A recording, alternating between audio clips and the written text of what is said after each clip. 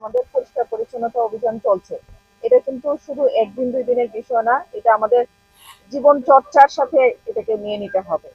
এই যে কতিপয় ঘের মালিকের কথা আসছে যে তারা চিংড়ি চাষের জন্য অনেক মানুষের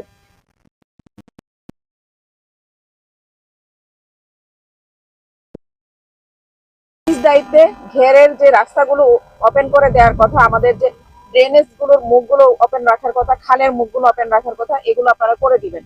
আজকে আমরা এখানে যে উচ্ছেদ এবং পরিষ্কার পরিচ্ছন্নতা অভিযান করছি, এরপরে যদি আমি এই ধরনের তথ্য পাই বা আমার প্রশাসনের কোথাও থেকে পাওয়া হয়, তখন কিন্তু আমরা কঠোর ব্যবস্থা নিব এবং আইনানুগ ভাবে যা করা প্রয়োজন সেইভাবে করা হবে। আমরা জেলা প্রশাসনের একটা তালিকা দেখেছিলাম যে নদ নদী দখল করেছে এরকম ৩০২ জনের। তো এক্ষেত্রে এদের ব্যাপারে আপনারা কি ব্যবস্থা নিচ্ছেন? আপাতত আমরা ওই হার্ড লাইনে যাচ্ছি না। আপাতত কিন্তু আমরা আমাদের দায়িত্ব নিয়ে পৌরসভা এবং ইউনো সদরের পক্ষ থেকে আমরা এটা পরিষ্কার পরিচ্ছন্নতা করে দিয়ে যাচ্ছি, ওপেন করে দিয়েছি আছে।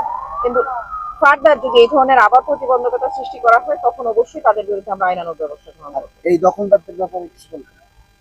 এটা তো আমি সাবধান করে গেলাম যে আজকে আমরা শুধুমাত্র আমাদের দায়িত্বে, প্রশাসনের দায়িত্বে আমরা পরিষ্কার পরিচ্ছন্ন করছি, কিন্তু নেক্সটে পরবর্তীতে যদি তারা এই ধরনের প্রতিবন্ধকতা তৈরি করে, তাহলে আইনগতভাবে যে তাদের বিরুদ্ধে সর্বোচ্চ কঠোর ব্যবস্থা গ্রহণ করা হবে। জেলার অনেকগুলো নদী রয়েছে, খাল রয়েছে, যেগুলো বর্তমানে বিভিন্ন সময় এগুলোকে একেবারে দখলের পর্যায়ে কিছু কিছু জায়গায় চলে এসছে। সাতক্ষীরা জেলার ৩০২টি নদী বা খাল বিভিন্নভাবে স্থাপনা তৈরি করা হয়েছে এবং যেগুলো মাধ্যমে সরকারের যে খালের অংশ, সরকারি খাল, সেগুলো সংকীর্ণ হয়ে যাচ্ছে।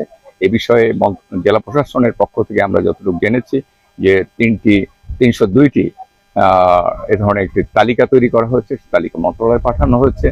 এই খালগুলো, নদীগুলো যদি অবমুক্ত করা যায়, যে অবৈধ দখল স্থাপনা সেগুলোকে যদি সরিয়ে ফেলা যায়, নিশ্চয়ই পানি প্রবাহ বৃদ্ধি পাবে এবং জনগণের যে দুর্ভোগ, সেগুলো থেকে জনগণ দুর্ভোগ থেকে মুক্তি লাভ করবে বলে আমরা বিশ্বাস করি।